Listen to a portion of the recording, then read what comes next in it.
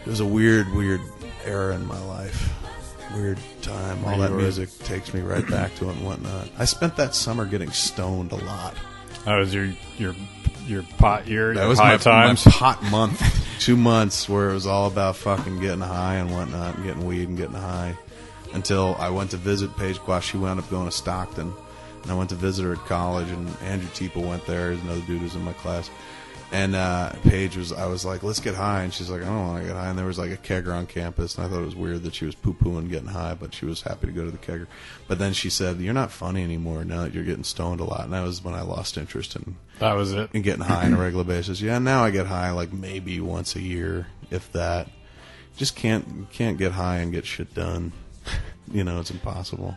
Every once in a while, though, it's nice getting really stoned, getting baked and watching shit. Remember when we were in Austin for Chasing Amy for South by Southwest? Yes. And me and Muse got really stoned. Yeah. And we were listening to like this mixtape that he pulled off. Oh, was that like... Do you want to pay? Are you that going to honey pay bun? for the honey bun? It was like some kind of commercial for Kiss FM or something like that. Yeah. But my God, we fucking like laughed like it was the invention of comedy. And the next day when the fucking weed wore off, I was just like, it's not that funny. But that night, man, it was fucking hysterical. You guys were crying. I use pot to me as like sleep aid. Mm-hmm. I just fall asleep. But when was the last time you got high? I was somewhere like within this year, 2007. I would think I was somewhere where somebody busted out some pot, and I had a couple of hits. But like, did they peer pressure you into doing it? No, like, do it. It's going to make you cool, Mo. Yeah, You're it's like, yeah. Okay, finally. I just did it every once in a while, but like, still, it's like it makes me really. Ever since I was like in high school, the first couple times I tried it, I get really tired, or I'm like you know, you get real stoned and like you get all giggly and all that stuff, but like I turn into like complete like.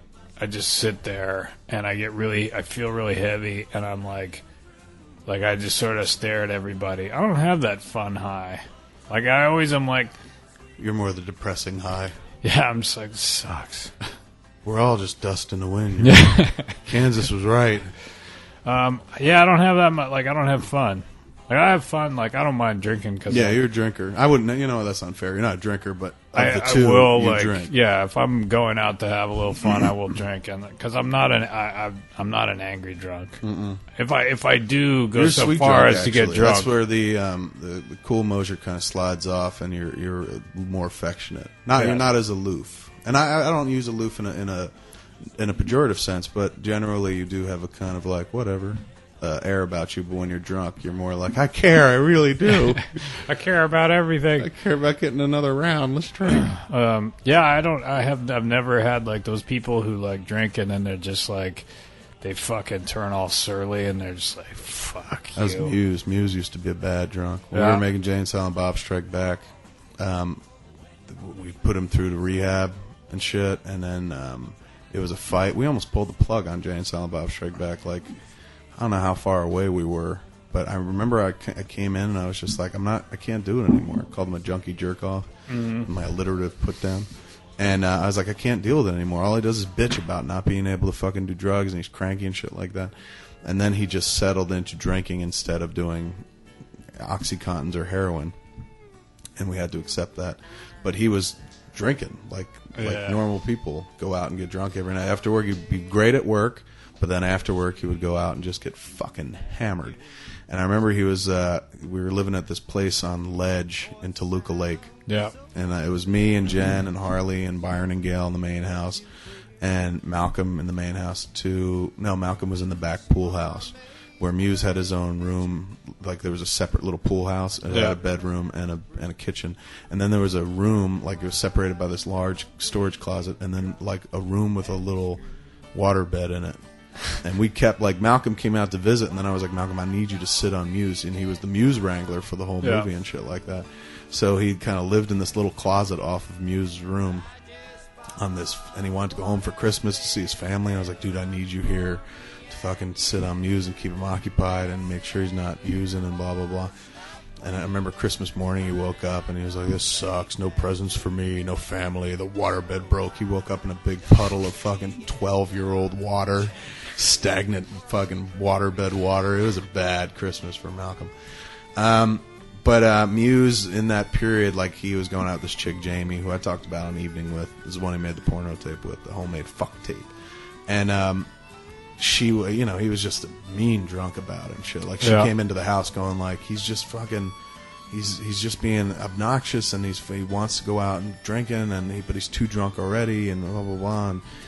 And we were on the second floor, and we had, like, a little patio kind of thing that overlooked the backyard, and all of a sudden we hear Muse going, "Hey! Hey!" and go out to the patio, and there he is in a real Romeo Juliet kind of way, but not nearly as romantic. And he was like, "You tell her she got 2 choices. 1, she gets her ass down here right now. 2, we go out drinking. 3," and he had no 3. It was just, he was not a pleasant drunk back in the days. And it's so weird to think he just passed his 33rd.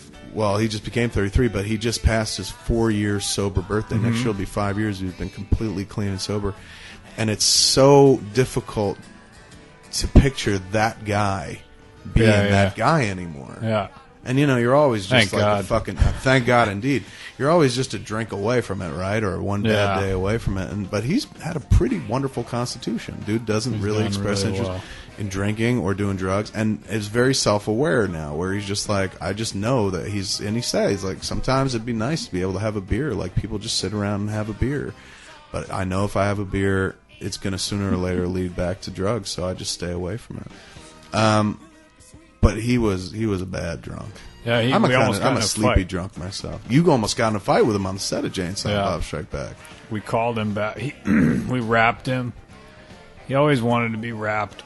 And then we wrapped him. So he can go out drinking. Yeah, so we wrapped him. He ran out drinking. I was like, "You got to come back and do this shot." Well, I remember at that point, it was when we were doing the girls in the convenience store. Yeah. Like, we had shot me and him out front, and when we're on the road, you know, we meet up with the girls in the van, the Diamond Thieves. And we'd done all the exterior stuff, and so we were going to move inside, and we already shot the side where we were going to see me and him through the window. Yeah. Where he's bouncing his ass on the glass and shit. And then he was like, "Well, you're all inside now, right?" And I was like, "Yeah, and it might take a while." So he's like, "Can I go?" And I was like, "Yeah, because I doubt we're going to get to another piece. The last piece we would have done would have been the part of the montage at the end where he yanks the dude over the counter and beats him up."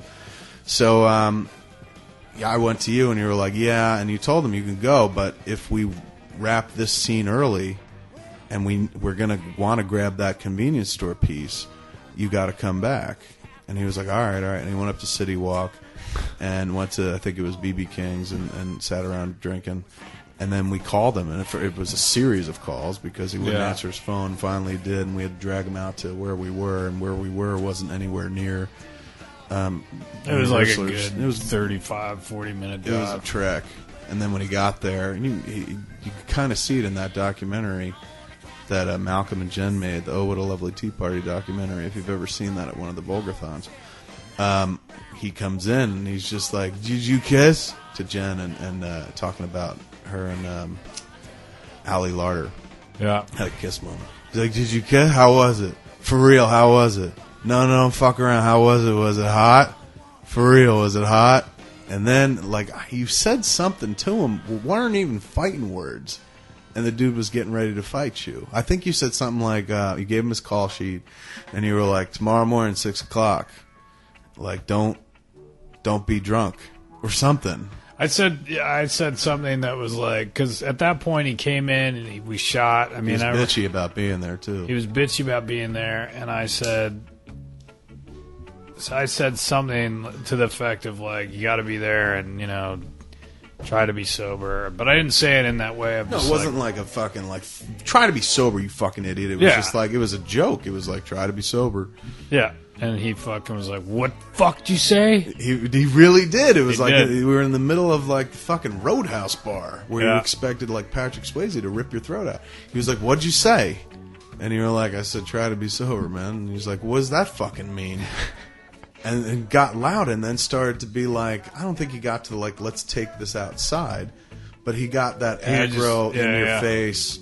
Fuck you for saying that, Mosier, even though Mosier didn't say anything. Yeah, it was right when we were rapping, too, because everyone was kind of walking around, and he just got all snappy. I think I talked to him about it. I don't think he remembers at all. No, he don't remember it at all. He saw it in that documentary. He don't like watching that documentary because he's like, I'm just such an idiot.